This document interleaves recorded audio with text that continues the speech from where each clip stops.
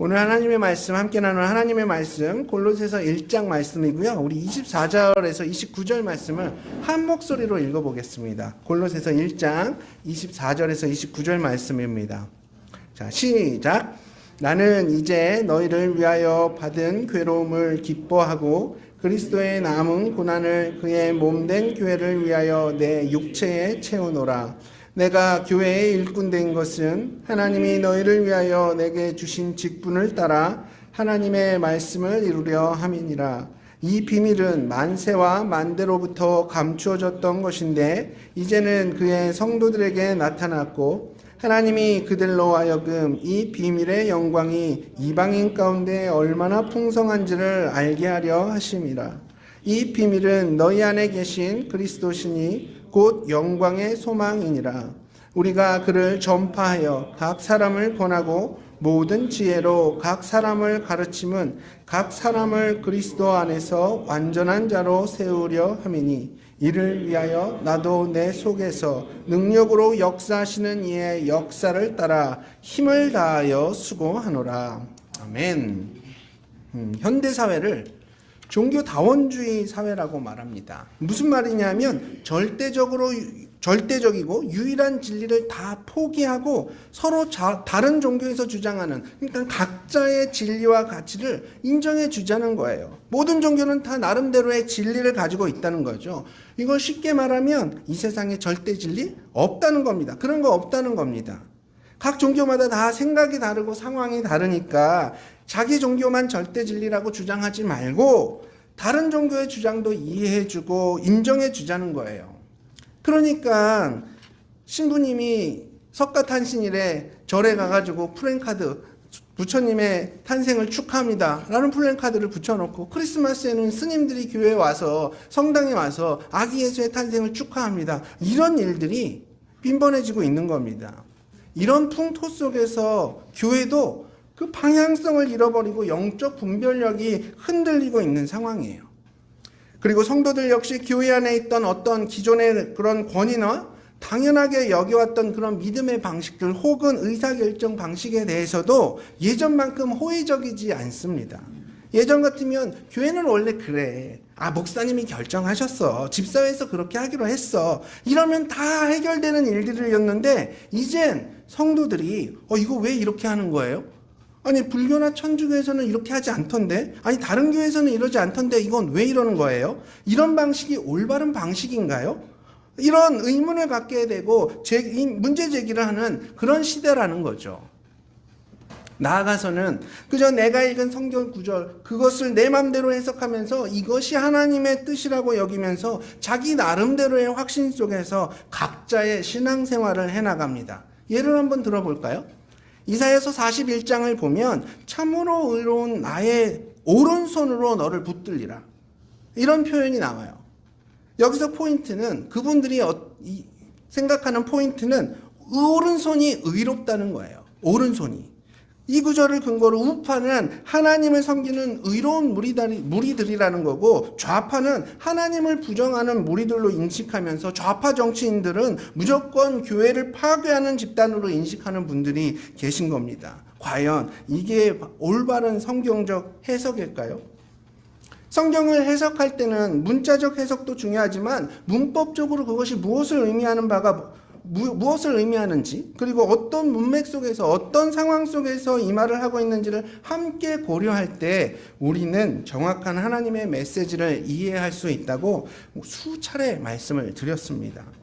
많은 교회들이, 많은 그리스도인들이 그저 자기 생각에 대한 정당성을 주장하기 위해서 성경을 이용하고 자기 입맛에 맞춰 성경을 해석하는 모습들이 지금 우리에겐 너무나도 익숙한 모습입니다. 특정 성경만이 보존된 유일한 하나님의 말씀을 주장하는 어떤 목사님, 특정 정치인을 지칭하면서 교회를 무너뜨리려는 적그리스도라고 주장하는 어떤 성도의 무리들, 특정 상황을 계시록 말씀과 적용시키면서 지금이 7년 대환란의 직전 모습이라고 주장하는 분들, 이런 모든 분들은 성경을 하나님의 뜻대로 원래의 의미대로 해석하는 것이 아니라 먼저 자기 생각을 정해놓고 그 틀 안에 성경을 끼워 맞춰서 해석하고 있는 모습입니다. 이런 식으로 거짓 교사들이 교회 안에 들어오면서 성도들에게 혼란을 일으키고 성경의 권위를 무너뜨리며 결국 교회가 나가야 할 방향을 잃어버리는 그런 모습은 벌써 초대교회 때부터 있었던 일이기도 합니다. 지금의 튀르키예, 터키 지역이죠. 이 소아시아 지역 중심에 위치한 골로새 교회 역시 그 당시에 이방 문화의 강력한 방해 속에서 이단의 길로 유혹이 심했던 겁니다.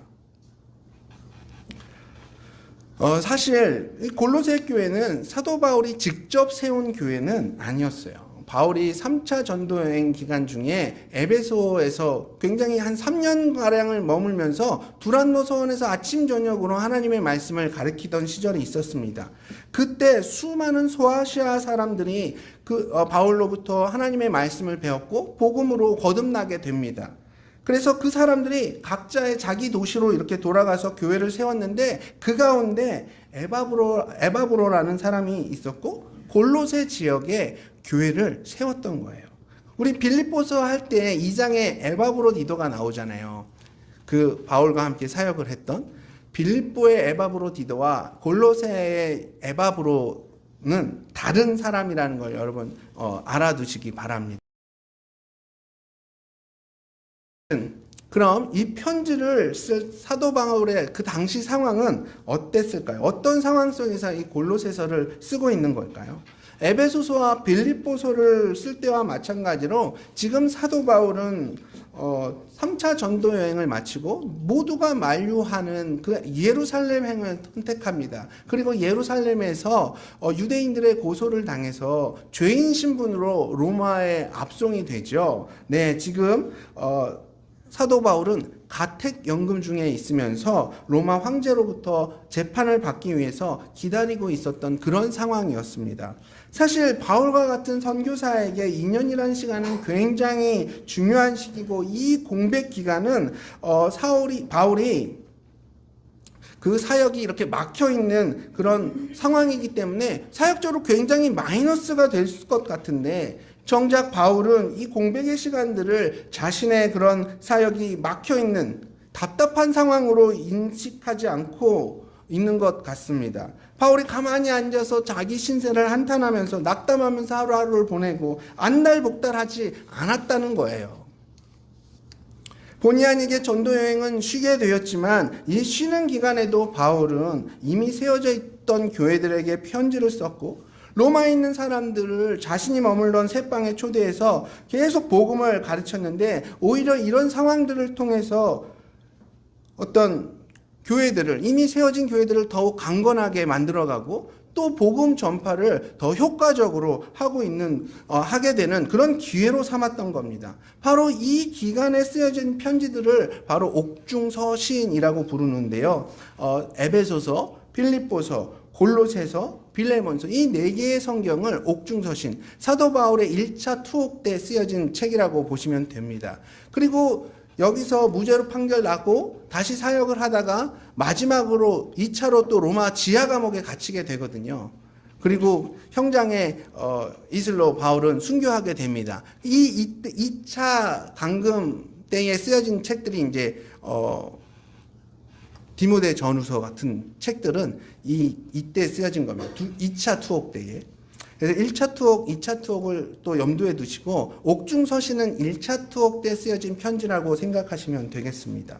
어쨌든 이런 상황 가운데 어느 한 날 골로새 교회 사역자 에바브라가 바울을 만나러 로마로 온 겁니다. 바울은 이전까지 사실 골로새 교회에 대해서 잘 몰랐지만 에바브라를 통해서 골로새 교회 성도들이 얼마나 열정적으로 주님을 사랑하고 있는지 그동안에 있었던 교회의 성장 소식을 자세하게 듣게 됩니다. 뿐만 아니라 시간이 지나면서 교회 가운데에 골로새 교회 가운데에 생겨나는 몇몇 문제들에 대해서도 이렇게 듣게 되죠.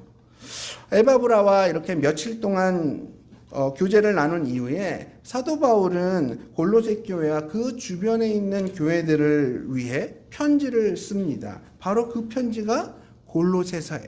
그러니까 골로새서는 골로새 교회 성도들에게만 보낸 게 아니라 그 교회 주변에 있는 다른 교회들에게도 회람하는 것을 목적으로 골로새서를 쓴 겁니다. 이 골로새서의 주제는 예수 그리스도는 우리의 완벽한 구원자 되시며 예수 그리스도가 이 세상의 모든 문제들의 완벽한 해답이라는 거예요. 예수님만이 온전한 구원자시고 예수님만이 이 모든 세상의 문제들의 정확한 해결책이 된다는 겁니다.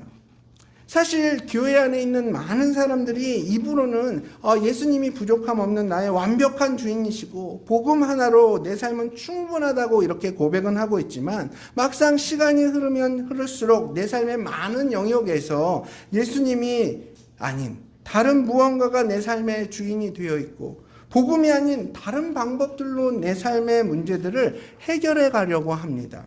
예를 한번 들어볼까요? 자녀 교육 문제에 있어서 어떻습니까?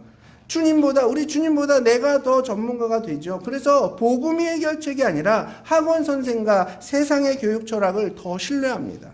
돈 버는 문제에 있어서는 어떻습니까? 우리 주님보다도 내가 더 잘해요. 그래서 주님이 원하시는 방법이 아니더라도 상관하지 않고 그냥 닥치는 대로 그저 돈만 버는 데에 몰두합니다. 인간관계에서는 어떻습니까?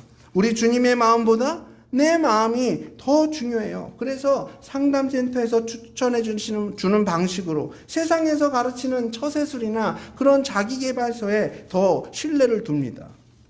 사도 바울은 골로새 교회를 단 한 번도 방문한 적이 없지만 이런 문제들에 대해서 이미 알고 있었고 이 모든 문제들에 대해 정면 돌파하는 방법 또한 알고 있었습니다. 그 방법은 뭐냐? 바로 생명의 근원 대신 예수 그리스도만이 완벽한 구원자시며 이 세상 모든 문제들의 해답이 된다는 이 본질에 집중하는 거죠. 그래서 예수님의 위대함과 그분의 영광에 대해서 포커스를 맞춰 이 골로새서를 계속 쓰고 있는 겁니다. 자, 오늘 우리가 함께 나눌 1장의 그런 내용을 잠시 살펴보면 1절에서 8절까지는 바울이 하나님께 감사하는 내용을 기록하고 있어요. 먼저 골로새 성도들이 예수님을 믿게 해주신 것에 대해서 감사하고 또 그 성도들이 신앙생활에 가장 필요한 세 개의 기둥과 같은 그런 덕목, 믿음, 사랑, 소망을 다 갖추어지게 한 것에 대해서 이렇게 하나님께 감사를 드립니다. 감사하고 있습니다. 사실 믿음 없이는 하나님을 기쁘시게 할 수 없기 때문에 믿음이 중요한 것이고요. 이 믿음의 샘으로부터 사랑이 흘러나오게 됩니다. 그리고 이 모든 우리의 삶을 주님께서 다 보고 계시고 또 언젠가 우리에게 그 행함대로 상급을 주실 것에 대한 소망 가운데 우리의 신앙생활을 채워가는 것은 어쩌면 당연한 모습일지도 모르겠습니다. 그리고 이어지는 9절에서 14절까지는 골로새 성도들을 위한 기도의 내용이 기록되어 있어요. 골로새 교회 성도들이 얄팍하고 거짓된 지식으로 성도들을 유혹하고 있는 예수님의 완전함과 복음의 확실성을 훼손시키고 있는 이 거짓 교사들로부터 벗어나서 그들이 참된 지식 가운데 지혜와 총명으로 하나님의 뜻을, 하나님의 온전하신 뜻을 깨달을 수 있도록 사도 바울은 그들을 위해 기도하고 있습니다. 이어지는 15절에서 20절을 보면 초대교회 안에서 성도들이 함께 불렀던 찬양으로 이해하시면 돼요. 구약의 시편처럼 이 시편을 보면 사실 그 시편 내용에 음유를 붙여서 성도들이 주님 앞에 예배 드릴 때 그때 함께 찬양으로 이렇게 불러줬던 찬양시로 시편을 여러분 많이 인식하고 계실 텐데 시편뿐만이 아니라 구약의 시편뿐만 아니라 신약에도 이런 찬양시가 몇몇 개가 있습니다. 뭐 예를 들면 요한복음 1장 1절에서 5절 말씀, 베드로전서 3장 18절에서 22절 말씀, 방금 읽은 골로새서 1장 15절에서 20절 말씀, 이 구절이 바로 찬양시에 속하는 거거든요. 그 찬양시, 찬양의 내용을 분석해 보면 뭐냐 하면 우리 예수님이 으뜸이시라는 거예요. 모든 피조물 중에 최고고 교회의 머리 되시고 최고의 구원자라는 그런 내용으로 그 찬양시가 채워져 있습니다. 계속 으뜸이다, 최고다, 교회의 머리시다. 왜 이런 단어들을 반복하고 있냐 하면 바로 골로새서의 주제 자체가 예수 그리스도의 탁월성, 우월성에 대해서 기록하고 있기 때문입니다. 자, 그리고 마지막 부분, 오늘 우리가 함께 읽은 24절에서 29절은 사도 바울이 건강한 교회를 세워가기 위해 성도들에게 사역에 동참할 것을 이렇게 가르치고 있습니다. 자, 바로 오늘 이 부분이 1장에서 가장 핵심적인 내용이라고 보시면 되는데 많은 성도들이 이 사역이란 단어를 들었을 때 첫 번째 반응은 뭐냐 하면, 나는 사역자가 아닌데? 라는 반응입니다. 대부분 사역자라고 하면 담임 목사님이나 저 같은, 설교하는 사람들, 목사 전도사들, 혹은 또 우리 정자매님처럼 교회 풀타임으로 이렇게 사역하고 있는 그런 분들을 국한시켜서 사역자라고 인식하고 계신데, 하지만 사도 바울은 이 교회에 대해서 인식할 때 어떻게 인식했냐 하면 그리스도의 몸으로 교회를 인식했거든요. 교회를 뭘로 인식했다고요? 그리스도의 몸으로 인식했습니다. 구원받은 성도가 그리스도의 몸이 되는 건데 그 역할에 따라서 각 지체로 구별되었다라고 바울은 설명하고 있습니다. 예수님은 그 몸의 머리가 되시는 거고 성도는 그 역할에 따라서 각 지체로 구분이 되어 있는 거예요. 그래서 사역은 뭐냐? 사역은 뭐냐 하면 그리스도의 몸을 세우는 일을 다 사역이라고 합니다. 사역은 뭐라고요? 그리스도의 몸을 세우는 일을 다 사역이라고 합니다. 그럼 누가 그 사역을 감당해야 합니까? 바로 그리스도의 몸을 이루고 있는 지체들이 감당해야 되는 거죠. 여기서 우리가 한번 소명과 사명에 대해서 이렇게 잠시 말씀을 드려보면, 소명은 부를 소자를 써서 부른다라는 뜻이 있어요. 그래서 모든 그리스도인들은 하나님으로부터 부름을 받은 소명자들입니다. 그래서 소명받은 그리스도인이 되는 거예요. 반면에 소명받은 그리스도인들은 본의 사자를 써서 사명자가 됩니다. 각 교회로 보내진 사명자가 되는 거예요. 결국 하나님께 그리스도인으로 부름받은 소명받아 성도가 되었다면 그리스도의 몸된 교회로 보내심을 받은 사명자가 되는 겁니다. 그래서 사역은 목사나 직원들과 같은 특정 사람들만 감당하는 게 아니라 성도로 부름받은 그리스도인이라면 누구나가 다 사역을 감당해야 되는 거죠. 모든 그리스도인들은 사명받은 사역자가 되는 겁니다. 오늘 본문에서 사도 바울은 진정한 사역에 대한 필수 요소 3가지에 대해 가르쳐주고 있습니다.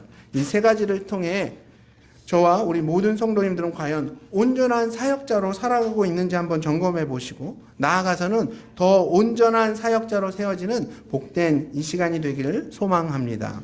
자, 온전한 사역자의 모습 첫 번째. 온전한 사역자의 모습 첫 번째는 뭐냐? 고난의 자리를 피하는 것이 아니라 그 안으로 들어가는 사람들입니다. 고난을 피하는 것이 아니라 고난의 자리로 들어가는 사람들이 바로 온전한 주님의 사역자예요. 우리 오늘 본문 24절 말씀을 함께 읽겠습니다. 24절 시작. 그리스도의 남은 고난을 그의 몸된 교회를 위하여 내 육체에 채우노라. 아멘.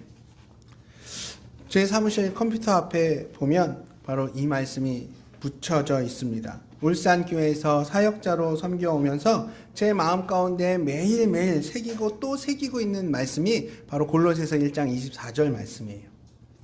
우리 성도님들은 이 고난이란 말을 들을 때 제일 뭐가 먼저 떠오르십니까? 고난이라고 하면 아마 고통, 불행, 슬픔, 좌절, 오해, 아마 이런 부정적인 단어들이 먼저 떠오를 것 같습니다. 혹시 좀 더 영적인 분들은 예수 그리스도의 십자가 고난을 떠올릴 수도 있겠죠. 근데 바울은 자신의 사역에 대해 말하면서 이 고난을 기쁨으로 표현하고 있습니다. 고난을 기쁨으로 표현하고 있어요. 아니, 어떻게 고난을 기쁨으로 표현할 수 있을까? 사도 바울을 이상한 사람으로 여기기 전에 우리가 한번 생각해 봐야 할 것은 바울은 어떻게 고난이 기쁠 수가 있었을까? 이것에 대한 고민을 먼저 해봐야 할 것 같습니다. 그럼 사도 바울이 사역 가운데 어떤 고난들을 겪었을까요? 우리 한번 말씀 찾아보겠습니다. 고린도후서 11장 23절에서 28절 말씀이에요. 고린도후서 11장입니다. 고린도후서 11장.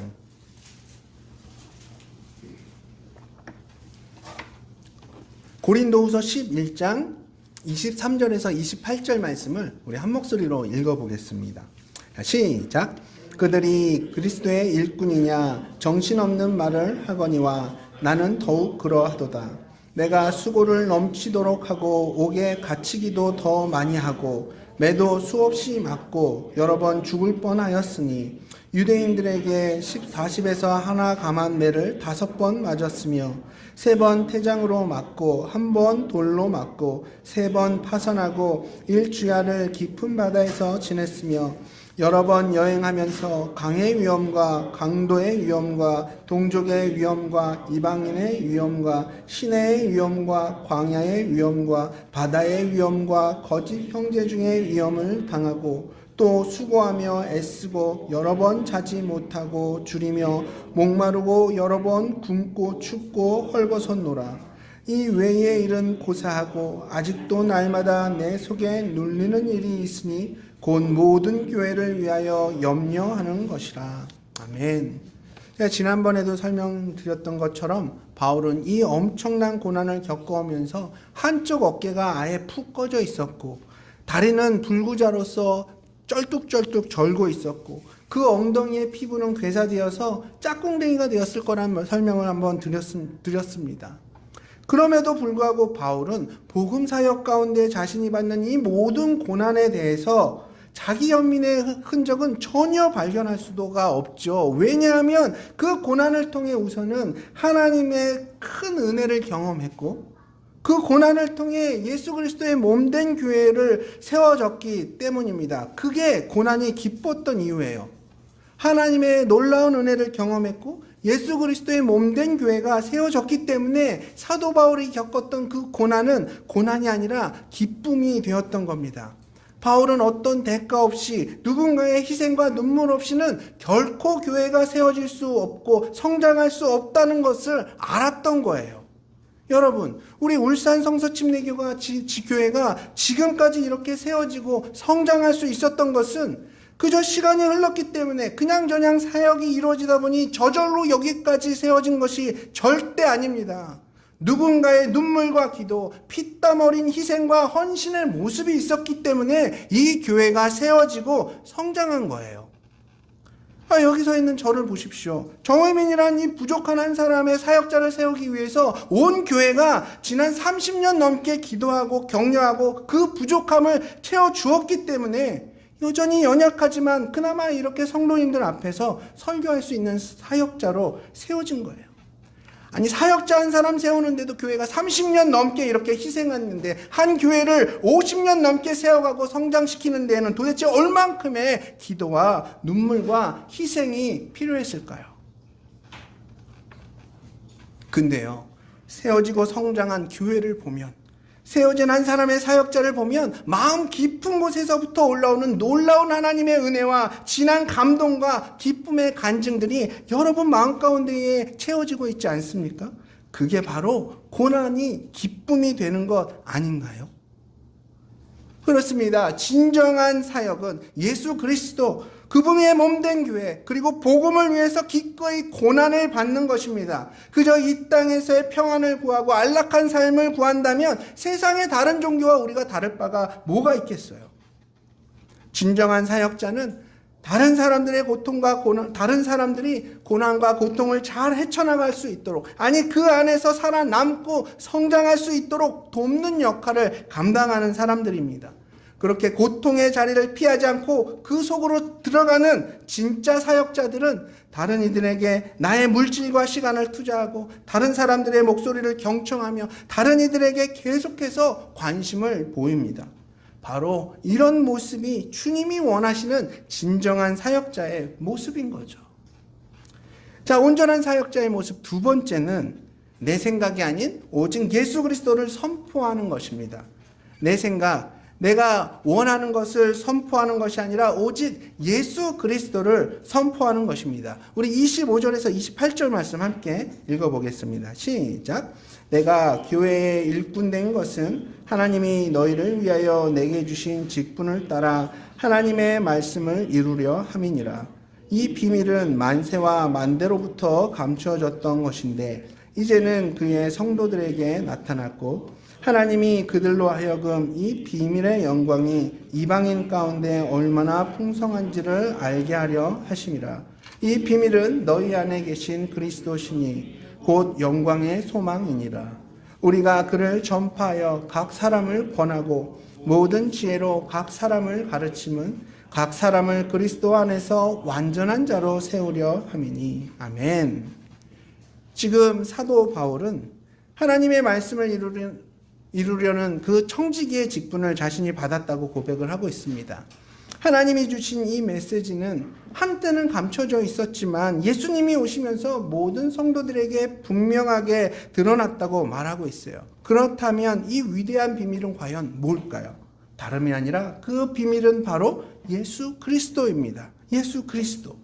구약시대엔 유대인에게만 말씀과 또 선지자들을 통해 선포되었던 하나님의 구원의 은혜가 이젠 예수 그리스도께서 완전하게 이뤄놓으신 이 복음을 통해서 유대인뿐만 아니라 이방인 모두에게 선포되고 있다는 거예요. 바울은 28절에서 자신이 선포하고 있는 핵심 메시지가 바로 예수 그리스도라고 밝히고 있는 거죠. 근데 여기서 우리가 기억해야 할 것은 예수 그리스도의 복음을 선포하는 사역에는 반드시 두 가지가 포함되어야 하는데, 하나는 권면이고 또 다른 하나는 가르침입니다. 권면과 가르침이 포함이 돼야 돼요. 여기서 권면이란 건 뭐냐면 하나님 말씀 가운데 하지 말아야 할 것들 혹은 경고를 말하는 거예요. 예를 들면 이런 거죠. 뭐뭐 삼가하라, 뭐뭐 피하라, 뭐뭐 하지 말라는 이런 명령을 권면으로 여러분 이해하시면 됩니다. 사실 우리 신앙생활 속에도 교회 안의 지체들에게 이렇게 권면하는 게 쉬운 일은 아닙니다.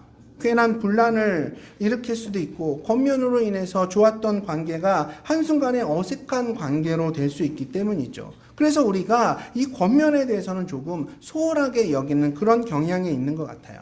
하지만 이런 모습은 진정한 사역의 모습이 아니라고 사도 바울은 오늘 본문을 통해서 말해주고 있죠. 사도 바울 역시 자신의 역할을 대신하는 디모데에게 이렇게 말합니다. 범사의 오래 참음과 가르침으로 경책하며 경계하며 권하라. 여기서 말하고 있는 게 다 권면하라는 얘기예요. 이만큼 진정한 사역 속에 권면은 아주 중요한 요소라는 걸 여러분 기억하시기 바랍니다. 그리고 가르침이란 건 뭐냐 하면 하나님이 말씀하고 계신 바를 제대로 가르치는 거죠. 예수님을 따르는 삶이 어떤 것인지, 어떻게 생각하고 행동해야 하는지를 가르치는 겁니다. 내 생각, 내가 하고 싶은 말을 성경을 빌어서 말하고 가르치는 것이 아니라 성경이 말하고 있는 본래의 의미들을 온전히 가르치는 거죠.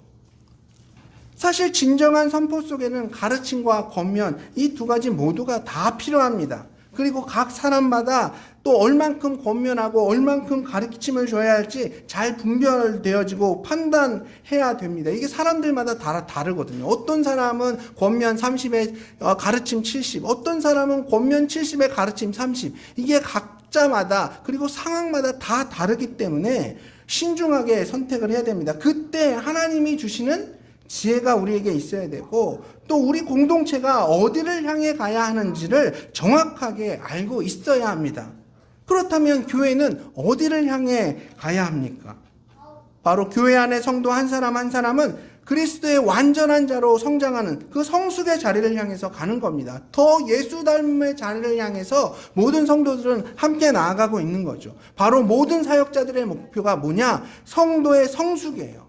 그리고 이 성도의 성숙은 예수 그리스도에 대한 선포를 통해 가르침과 권면을 통해 이루어진다는 것을 여러분 반드시 기억하시기 바랍니다. 자, 온전한 사역자의 모습 세 번째는 세상에 있는 다른 것이 아닌 오직 예수 그리스도를 의지하는 겁니다. 세상의 다른 방법, 세상의 어떤 다른 방식을 의지하는 것이 아니라 오직 예수 그리스도를 의지하는 게 바로 온전한 사역자의 모습입니다. 우리 29절 말씀을 함께 읽겠습니다. 29절 시작.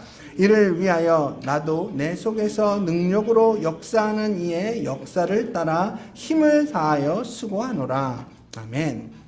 사실 이 사역이란 것이 그리 쉬운 일은 녹록한 건 아닙니다. 사도 바울은 참된 사역이 얼마나 힘든 것인지를 표현하기 위해서 오늘 본문 가운데 두 가지 헬라어 단어를 사용하는데 먼저 코피아노라는 단어를 사용하고 있어요. 한번 따라해 주십시오. 코피아노. 네, 단어 자체가 굉장히 힘들어 보이지 않습니까? 노동하다는 뜻인데 코피 날 때까지 노동한다는 거예요. 특히 육체적으로, 정신적으로 또 영적으로 온 힘을 다한다는 뜻입니다. 이어서 아고니조마이라는 동사를 또한 사용하고 있어요. 아고니조마이. 이 단어 또한 애쓰다라는 단어인데 어떻게 쓰이냐면 특히 어부가 밤새도록 힘들게 일하는 모습을 표현할 때 아고니조마이라는 이 단어를 사용합니다. 근데 사도 바울이 특히 이 두 단어를 사용하는 곳에 두 단어를 사용하면서 분명하게 전하고 싶은 메시지가 뭐였을까요? 아, 사역은 진짜 코피 날 정도로 힘든 거고 금을 던지는 밤새도록 금을 던지는 어부만큼 힘든 거예요. 이걸 전하고 싶은 거였을까요? 아니죠. 바로 사역 가운데의 나태함은 반드시 물리쳐야 할 적이라는 걸 강조하고 있는 겁니다. 나태함은 온전한 사역의 적이라는 걸 얘기하고 싶은 거예요. 그리고 우리가 한 가지 더 주목해야 할 것은 바울은 오늘 본문 마지막을 그저 힘을 다해 수고한다 라는 말로만 끝내지 않습니다. 수고에 힘을 다해 수고한다 라는 말로만 마쳤다면, 만약 그랬다면 우리는 늘 사역을 감당하면서도 뭔가 찝찝한, 마치 내 사역에 대해 하나님이 인정해 주시지 않을 것 같고 늘 부족한 것 같아서 아쉬움만 가득하고, 아니 우리가 어떻게 사도 바울만큼 사역에 열정적으로 임할 수가 있겠어요? 비교하면 항상 부족함을 느끼고 또 따라갈 수밖에 없는 부족한 내 모습을 보고 낙심할 수밖에 없겠죠. 그래서 불안하고 만족감과 행복이 없을 겁니다. 하지만 절대 그렇지 않죠. 오히려 바울은 오늘 본문에서 이렇게 말합니다. 이를 위하여 나도 내 속에서 능력으로 역사하시는 이의 역사를 따라 힘을 다하여 소구한대요. 내 속에서 능력으로 역사하시는 이의 역사를 따라 자기가 힘을 다해서 수고한다는 겁니다. 이게 무슨 말이에요? 자기 힘으로 한 게 아니라 내 안에 역사하시는 성령 하나님의 힘을 입어 그 사역들을 감당했다는 겁니다. 그렇습니다. 사역자들이 그냥 예수 그리스도의 몸을 세워야 한다는 그 어떤 사명감에만 불타서 그저 내 힘으로 그 사역들을 감당하려고 한다면 결국엔 우린 둘 중 하나일 거예요. 제풀에 꺾여 금방 넉다운이 되거나, 아니면 어찌어찌 그 사역 잘 감당하고 나면 내가 일구었다는 그 공로의식에 사로잡혀서 공동체 속에서 이래라 저래라 막 흔치하면서 살아가는 교만하고 온전하지 못한 사역자가 되어 있을 겁니다.